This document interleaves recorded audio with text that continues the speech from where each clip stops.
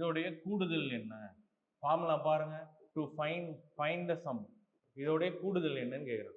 என்ன ஃபார்முலா வரும் இதுக்கு? முதல் எண் இயல் எண்களின் வர்க்கங்களின் கூடுதல் அப்படின்னு ஒரு ஃபார்முலா எழுதி போட்டேன்.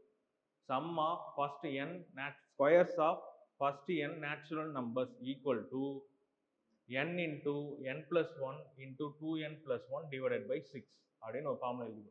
இப்போ இங்கே என்னோட வேல்யூ பார்த்தீங்கன்னா 10. அப்போ ஃபார்முலா சப்ஸ்டியூட் பண்ணலாம். n into n plus 1 into 2n plus 1 divided by 6. என்னோட value 10 into 11 into 21 divided by 6.